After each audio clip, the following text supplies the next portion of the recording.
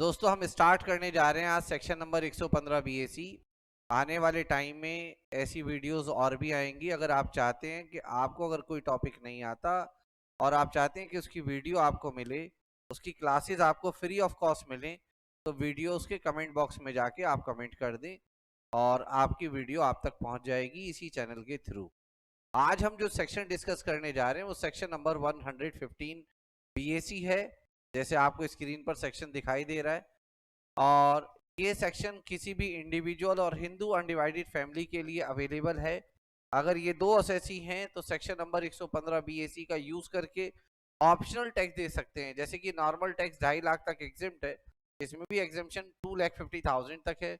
उसके ऊपर 250 से 5 लाख तक, 5 लाख से 7.5 तक, 7.5 से 10 तक, 10.12.5, 12.5 से लेके 15 तक। 15 के बाद इस केस में 30% के रेट से टैक्स लगता है, जबकि नॉर्मल केसेस में 10 लाख के अबव ही आपके ऊपर 30% टैक्स लगने लगता है। अगर आप चाहते हैं इस ऑप्शनल स्कीम का यूज करना अपने टैक्स पेमेंट के लिए, तो कुछ कंडीशंस हैं जो आपको फॉलो करनी होगी और ये स्कीम ऑप्शनल है। Assessee has an option to pay tax on total income under section 115 BAC.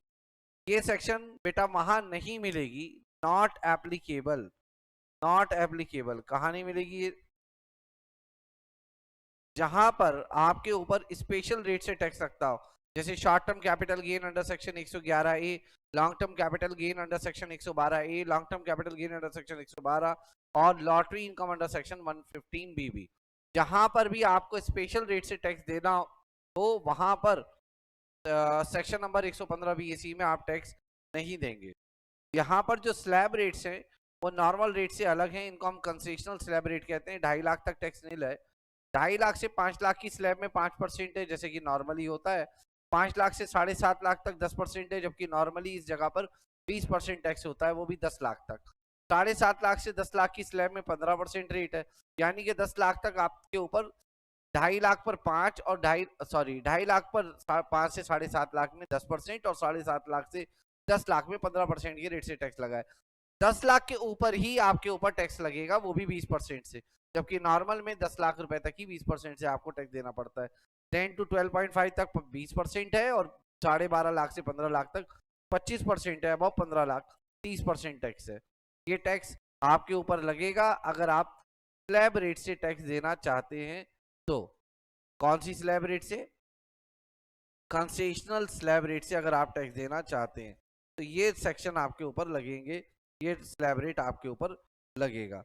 मगर इसके लिए आप इसका यूज तब नहीं कर सकते जब आपको किसी नॉर्मल इनकम स्पेशल रेट से टैक्स देना हो। तो स्पेशल रेट से जितनी भी टैक्सेबल इनकम है उनके अगेंस्ट कभी भी आप सेक्शन नंबर 115 बीएसी का बेनिफिट नहीं ले सकते। आइए ऐसी कौन सी सेक्शन नंबर 115 बीएसी सबसेक्शन 2 ये हमको बताता है जी कौन कौन सी डिडक्शन और कौन सी एग्जेम्पशंस हैं जो आपको अलाउेबल नहीं होंगी। सबसे ज्यादा जो हमको परेशान करने वाली चीज होगी एग्जाम में वो यही पॉइंट होगा। आपको एक क्वेश्चन आएगा जीटीआई का जिसमें आप नॉर्मल इनकम से टैक्स निकाल लेंगे और फिर आपसे कहा जाएगा कि आप हमें सजेस्ट करिए कि आपको सबसे ज्यादा टैक्स देने में कौन से ऑप्शन में फायदा है, नॉर्मल में या सेक्शन नंबर 115 बीएसी। इसके लिए या तो दो तरीके हैं, टोटल इनकम दोबारा निकालो या जो टोटल इनकम आपने नॉर्मल रूल से निकाली है उसी को एडजस्ट कर लो। उसको एडजस्ट करने के लिए जो भी आपने नॉर्मल इनकम निकाली हो, अगर वो नॉर्मल इनकम निकालते समय जो पॉइंट नंबर 5 में यानी कि सबसेक्शन 2 में जो एग्जेम्पशंस और डिडक्शन आ रही हैं, अगर उनका बेनिफिट आप ले चुके हैं तो उसका इफेक्ट आप नलीफाई करेंगे कैसे? उसको वापस ऐड बैक करके। सेक्शन नंबर 10 सबसेक्शन 5 आपको दिखाई दे रहा है लीव ट्रेवल कंसेशन के नाम से। ये आपको सैलरी में एग्जेम्पशन मिलती है। अगर ये एग्जेम्पशन का बेनिफिट आपने सैलरी इनकम कंप्यूट करने के लिए लिया है तो बेटा इसका बेनिफिट आपको नहीं मिलेगा। अगर एलटीसी की एग्जेम्पशन आपने ली है, सपोज आपके जीटीआई में सैलरी की इनकम है और सैलरी के अंदर एलटीसी है और आपने सपोज करिए उसकी 2 लाख की एग्जेम्पशन ली है, तो जब आप सेक्शन नंबर 115 बीएसी की इनकम कंप्यूट करें तो वो 2 लाख रुपए की जो एग्जेम्पशन आपने ली है उसको वापस ऐड बैक कर दें, क्योंकि ये डिडक्शन आपको नहीं मिलेगी। सिमिलरली एचआरए की डिडक्शन मिलती है हाउस रेंट अलाउंस की, सैलरी के चैप्टर में वो डिडक्शन नहीं मिलेगी। एग्जेम्पशंस हैं कुछ सेक्शन नंबर 10-14 में, जिसमें चिल्ड्रन एजुकेशन अलाउंस है, हॉस्टल अलाउंस है, ट्रांसपोर्ट अलाउंस है। ये सबकी डिडक्शन नहीं मिलती है। मगर यहाँ लिखा हुआ है except daily allowance, travelling allowance, transport allowance, conveyance allowance to differently abled person. अगर कोई डिफरेंटली एबल्ड पर्सन है और उसको ये डिडक्शन मिल रही है या एग्जेम्पशन मिल रही है 1014 वाली, तो सेक्शन 115 BAC की इनकम कंप्यूट करने के लिए भी उसको वो डिडक्शन मिलेगी। सपोज आपने सैलरी की इनकम कंप्यूट की और वहां पे चिल्ड्रन एजुकेशन अलाउंस की 100 रुपए पर मंथ की डिडक्शन दी है, आपने एग्जेम्पशन ली है। तो जब आप सेक्शन नंबर 115 BAC की इनकम कंप्यूट करेंगे तो उस एग्जेम्पशन को ऐड बैक कर देंगे। क्या कर देंगे? ऐड बैक कर देंगे। जैसे हमने यहाँ पे लिखा है चिल्ड्रन एजुकेशन अलाउंस, इसकी आपको डिडक्शन नहीं मिलेगी, नॉट अवेलेबल फॉर 115 BAC, यानी कि सेक्शन नंबर 115 BAC की डिडक्शन लेने के लिए ये आपको एग्जेम्पशन नहीं मिलेगी। इसी प्रकार से MP MLA को डिडक्शन या एग्जेम्पशन मिलती है इनकम फ्रॉम अदर सोर्स, वो एग्जेम्पशन नहीं मिलेगी। सिमिलरली माइनर चाइल्ड के लिए पेरेंट्स को 1500 और income club which ever is lower की एग्जेम्पशन मिलती है अंडर सेक्शन 10 सबसेक्शन 32। अगर कोई क्लब्ड इनकम आपकी है, किसी माइनर चाइल्ड की क्लब्ड हुई है इनकम और आपने 1500 रुपए तक की एग्जेम्पशन ली है, तो इसका इफेक्ट टेलीफाई हो जाएगा, उसको वापस आप क्या कर दोगे? Add back. एक सेक्शन 10AA है tax holiday for special economic zone unit, ये एक्सपोर्ट के लिए मिलती है डिडक्शन, ये डिडक्शन है, ये वाली एग्जेम्पशन नहीं है, ये डिडक्शन है, ये याद रखिएगा। ये ग्रॉस टोटल इनकम में से मिलती है डिडक्शन, ठीक है। अकेला सेक्शन 10 है जिसको हम डिडक्शन कह रहे हैं, ना कि एग्जेम्पशन। ये डिडक्शन अगर आपने ली है नॉर्मल इनकम कंप्यूट करने के लिए, तो वो डिडक्शन सेक्शन 115 BAC में वापस आप ऐड कर देंगे। Similarly section 16 24B interest on loan in respect of self occupied property, self occupied property के केस में 2 लाख रुपए तक की इंटरेस्ट की डिडक्शन मिलती है। अगर आप सेक्शन नंबर 115 BAC में इनकम कंप्यूट कर रहे हैं तो वो 2 लाख रुपए की आपको कोई डिडक्शन नहीं मिलेगी।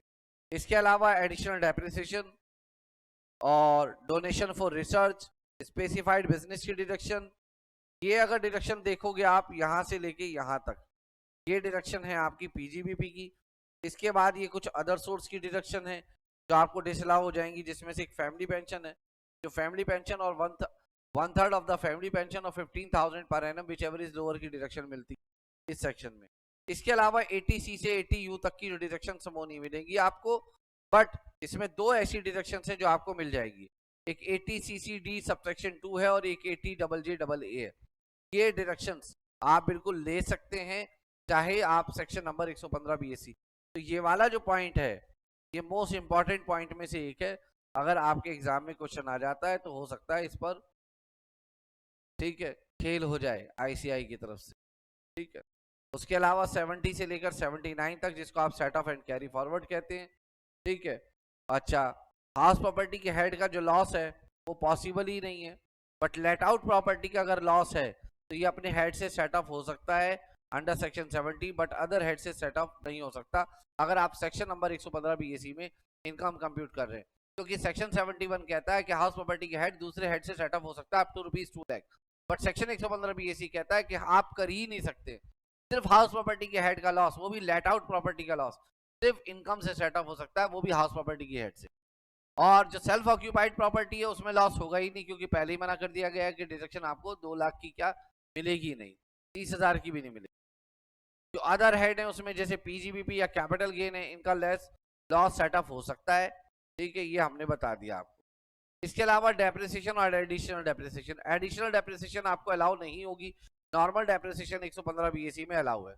अगर कोई ब्लॉक ऑफ एसेट्स पर डेप्रिसिएशन का रेट 40% से अधिक आता है तो उस पर डेप्रिसिएशन आपको मैक्सिमम 40% से ऊपर नहीं मिलेगी। मान लीजिए किसी एसेट्स पर डेप्रिसिएशन का रेट 50%, 60% या 80 या 100% है, तो आपको maximum depreciation section number 115 BAC में 40% मिलेगी। इसके अलावा इनकम जो कंप्यूट की जाएगी वो without set of any loss brought forward, पिछले साल का कोई लॉस ब्रॉट फॉरवर्ड होकर आया है या अनएब्जॉर्ब डेप्रिसिएशन है, उसका भी बेनिफिट आपको नहीं मिलेगा। यहाँ पे हमने एक एग्जांपल दिया है, एक अनएब्जॉर्ब डेप्रिसिएशन है आपकी 32(2) में 3 लाख रुपए की एज ऑन 1 अप्रैल 21। इसके अंदर डेप्रिसिएशन है एक 32(1) क्लॉज II का, इसके अंदर है 80,000 का। WDV of the plant and machinery as on 1 April 21 6 lakh रुपए है। ट्रीटमेंट करना है अगर एसएससी कौन सा ऑप्शन ले लेता है, section number 115 BAC। Opening WDV of block of asset देखेंगे हम 6 लाख रुपए का। अनएब्जॉर्ब डेप्रिसिएशन एट्रीब्यूटेबल है to additional depreciation. Unabsorb depreciation attributable, unabsorb depreciation attributable, वो अनएब्जॉर्ब डेप्रिसिएशन जो रिलेटेड है किससे, एडिशनल डेप्रिसिएशन से। देखिए अनएब्जॉर्ब डेप्रिसिएशन का अमाउंट ये है 3 लाख। इस 3 लाख में 80,000 unabsorbed depreciation because of additional depreciation है। बेटे उसको हम वापस जोड़ देंगे प्लांट की वैल्यू, जो 80,000 एडिशनल डेप्रिसिएशन है उसको हम प्लांट की वैल्यू में जोड़ देंगे, क्योंकि इस पर हमको नॉर्मल डेप्रिसिएशन मिलेगा। तो एडिशनल डेप्रिसिएशन हमको नहीं मिलता है सेक्शन 115 BAC, उसकी जगह नॉर्मल मिलेगा। अब कोई एडिशनल डेप्रिसिएशन अगर हमारी अनएब्जॉर्ब डेप्रिसिएशन में इंक्लूडेड है तो आप याद रखिएगा जिस ईयर में आप सेक्शन 115 BAC अवेल करेंगे उस ईयर में उस एडिशनल डेप्रिसिएशन को आप वापस से ब्लॉक की वैल्यू में जोड़ देंगे, जैसे हमने यहाँ जोड़ा है। और बाकी अनएब्जॉर्ब डेप्रिसिएशन में से हमने एडिशनल डेप्रिसिएशन हटा दिया, जो बाकी की अनएब्जॉर्ब डेप्रिसिएशन बची उसको उठा के एक तरफ रख दीजिए। करंट ईयर की डेप्रिसिएशन इस पे निकलेगी 6,80,000 पर 15% की रेट से 1,02,000। सर बाकी की जो अनएब्जॉर्ब डेप्रिसिएशन उसका क्या होगा, उसका कुछ नहीं होगा, उसका कोई बेनिफिट आपको नहीं मिलेगा। और एडिशनल डेप्रिसिएशन को आप ब्लॉक की वैल्यू में जोड़ दीजिए, जो नॉर्मल डेप्रिसिएशन है वो मिलेगा। क्लियर है।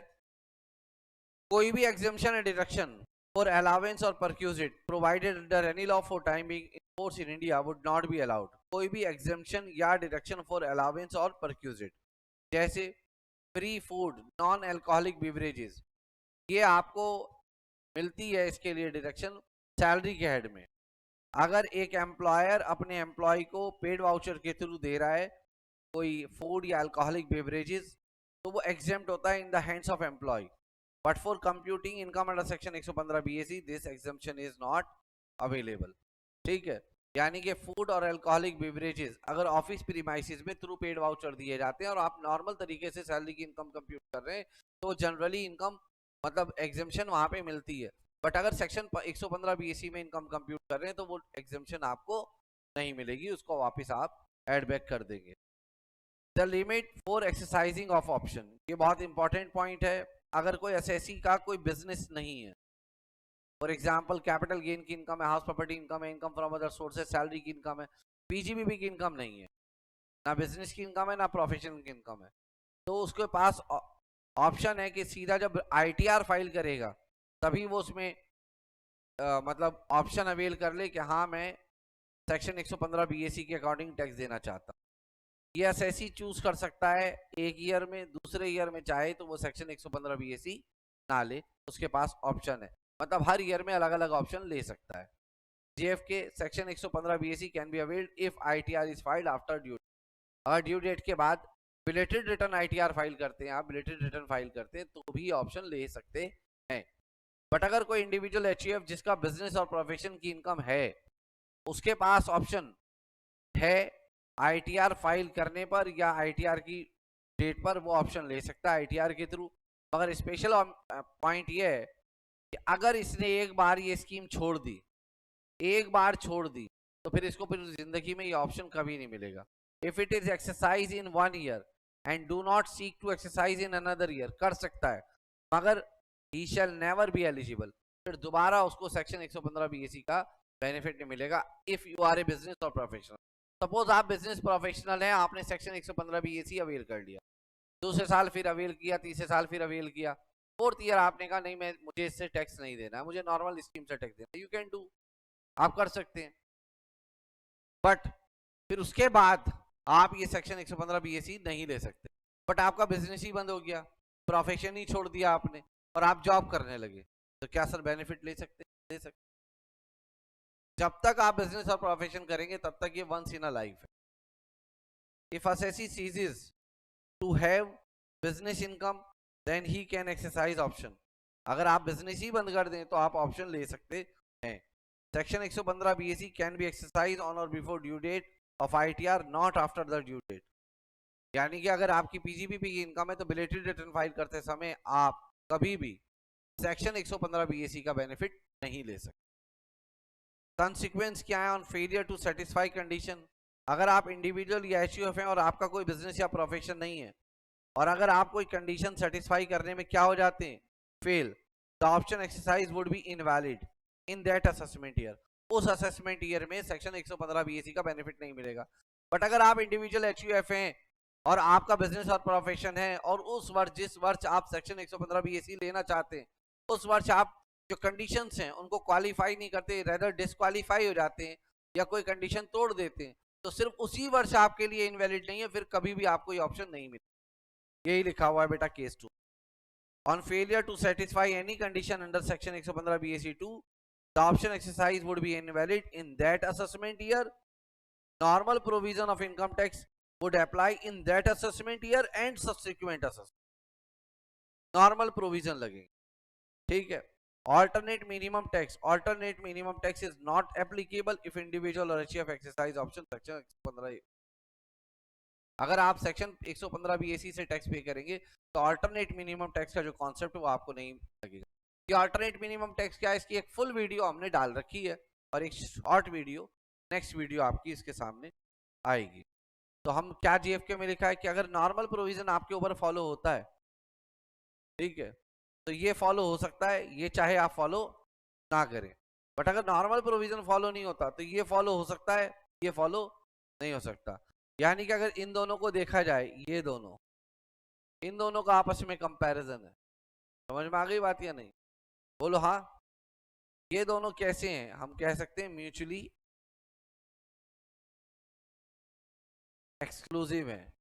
यानी कि अगर कोई अल्टरनेट मिनिमम टैक्स दे रहा है तो 115 बीएससी नहीं लगेगा, 115 बीएससी लगेगा तो अल्टरनेट मिनिमम टैक्स नहीं लगेगा। नॉर्मल प्रोविजन में दिए गए टैक्स को कुछ कंडीशंस पूरी होने पर या ना पूरी होने पर अल्टरनेट मिनिमम टैक्स लगता है। तो हमारा आज का कंक्लूजन क्या निकला इस क्लास का, सेक्शन 115 बीएससी। इसके लिए इस वर्ष का जो आरटीपी नवंबर 2022 में टीटीआई का क्वेश्चन है वो उसको जरूर करें। हमने एक क्लास आज से 2 या 3 दिन पहले यूट्यूब पर पब्लिश कर दी है, ऑनलाइन लाइव क्लास थी, के अंदर हमने वो क्वेश्चन कराया, पूरा क्वेश्चन कराया, जिसमें अल्टरनेट मिनिमम टैक्स को भी डिस्कस किया है। बट वहां काफी सारे स्टूडेंट्स को परेशानी आ रही थी सेक्शन 115 बीएससी को, जिसको मैंने रिपीट कर दिया। तो कभी भी आप सेक्शन नंबर 115 बीएससी के थ्रू इनकम कंप्यूट करें तो जैसे आपने नॉर्मल इनकम कंप्यूट की है वही इनकम ले लें और उसमें वापस एडजस्टमेंट को प्लस कर दें। और वो एडजस्टमेंट क्या होंगी, जो एग्जेम्पशन या डिडक्शन आपने नॉर्मल इनकम लेते हुए की हैं और वो एग्जेम्पशन डिडक्शन 115 बीएससी में नहीं मिल रही, उनको वापस एड बैक करो। खास तौर पर याद रखना है 80C से 80U तक सैलरी की स्टैंडर्ड डिडक्शन, हाउस प्रॉपर्टी की interest on borrowed capital, income from other source की फैमिली पेंशन, क्लबिंग की, माइनर चाइल्ड की एग्जेम्पशन, ये चीजें खास तौर पर याद रखना। और पीजीबीपी में स्पेसिफाइड बिजनेस और एडिशनल डेप्रिसिएशन की डिडक्शन नहीं मिलती, अनएब्जॉर्ब की नहीं मिलती, नॉर्मल डेप्रिसिएशन मिलती है। अनएब्जॉर्ब मिलती ही नहीं है, बट अगर अनएब्जॉर्ब में अनएब्जॉर्ब में अगर एडिशनल डेप्रिसिएशन है तो आप उसको वापस ब्लॉक में ऐड करोगे और ब्लॉक में ऐड करके जो नॉर्मल डेप्रिसिएशन आएगा वो आपको मिलेगा। तो आप इसको अगर याद करना चाहते हैं तो ऐसे याद करिए, सैलरी का स्टैंडर्ड डिडक्शन नहीं मिलेगा, एचआरए नहीं मिलेगा, एलटीसी नहीं मिलेगा, 1014 नहीं मिलेगा। हाउस प्रॉपर्टी का सेल्फ ऑक्यूपाइड प्रॉपर्टी है तो 2 लाख की डिडक्शन नहीं मिलेगी, और लेट आउट प्रॉपर्टी है तो डिडक्शन मिलेगी, बट उससे होने वाला लॉस आप सिर्फ हाउस प्रॉपर्टी की इनकम से ही सेट ऑफ कर सकते हैं। उसके बाद आप पीजीबीपी याद करें कि एडिशनल डेप्रिसिएशन नहीं मिलेगी, अनअब्जॉर्ब्ड डेप्रिसिएशन नहीं मिलेगी, डोनेशन फॉर साइंटिफिक रिसर्च नहीं मिलेगी, स्पेसिफाइड बिजनेस के लिए डिडक्शन नहीं मिलेगी। ऐसे याद करें। कैपिटल गेन का कोई पॉइंट यहाँ पे नहीं है, ठीक है, क्योंकि उस पर स्पेशल रेट टैक्स लगता है और जहां स्पेशल रेट टैक्स लगता है वहां पर 115 बीएससी उस इनकम पर नहीं लगेगा। उसके बाद इनकम फ्रॉम अदर सोर्सेज जिसमें फैमिली प्लानिंग मैंने आपको बताया है, और एक क्लबिंग में माइनर चाइल्ड। लॉस में मैंने आपको कहा है कि सारे लॉस माइनस हो सकते हैं मगर सेल्फ ऑक्यूपाइड प्रॉपर्टी का लॉस नहीं होगा और लेट आउट प्रॉपर्टी का लॉस किसी दूसरे हेड की इनकम से सेट ऑफ नहीं होगा। ये सब करने के बाद 80C से 80U तक की डिडक्शन की भी डिडक्शन नहीं मिलेगी। 80CCD सबसेक्शन 2 जो एम्प्लॉयर वाली डिडक्शन है वो मिलेगी, और उसके अतिरिक्त आपको 80JJAA की डिडक्शन मिलेगी। ये सब करने के बाद इस नॉन इनकम में अगर ये सब डिडक्शन आपने लिए तो वापस ऐड करने के बाद जो इनकम आएगी वो सेक्शन 115 बीएससी वाली आएगी, उस पर स्लैब रेट जो लगेंगे वो कंसेशनल लगेंगे। अगर वो इनकम 50 लाख से ऊपर होगी तो सरचार्ज भी लगेगा, मार्जिन रिलीफ भी मिलेगी। क्लियर है आपको मेरी बात? और उसके हिसाब से टैक्स देना पड़ेगा। और फिर हम वो टैक्स देंगे जो नॉर्मल इनकम में टैक्स आया वो देखेंगे, और जो इस सेक्शन में आया वो टैक्स देखेंगे। जो टैक्स कम होगा वो टैक्स हम सरकार को पे करेंगे। बट अगर आप बिजनेसमैन है और आपने ये एक बार ऑप्शन सिलेक्ट कर लिया और फिर उसको विड्रॉ किया किसी वर्ष में, तो फिर पूरी जिंदगी आपको ऑप्शन नहीं मिलेगा। बिजनेसमैन आईटीआर अगर लेट फाइल करेगा तो ये ऑप्शन नहीं ले सकता है। और जो नॉन बिजनेसमैन है, नॉन प्रोफेशनल है, वो डिले आईटीआर फाइल करते समय भी ऑप्शन ले सकते हैं, और 1 साल लें ऑप्शन, 1 साल ना लें। ये था बेटा इसका लॉ का प्रोविजन। आज सिर्फ मैंने लॉ रिपीट किया है, इसमें क्वेश्चन आंसर नहीं दिए क्योंकि क्वेश्चन आंसर की वीडियो पहले ही डाली जा चुकी है। इस क्लास को हम यहीं समाप्त कर देते हैं। नेक्स्ट क्लास में मुलाकात करेंगे नेक्स्ट वीडियो के साथ। अगर आप चाहते हैं और वीडियो भी आए तो इस वीडियो के कमेंट बॉक्स में costing, income tax, GST, financial management and economics for finance के किसी भी टॉपिक पर अगर आपको वीडियो चाहिए तो वो वीडियो आपको मिल जाएगी पूरी कॉन्सेप्चुअल क्लैरिटी के साथ। बट कमेंट करना पड़ेगा वीडियो के कमेंट बॉक्स में जाकर।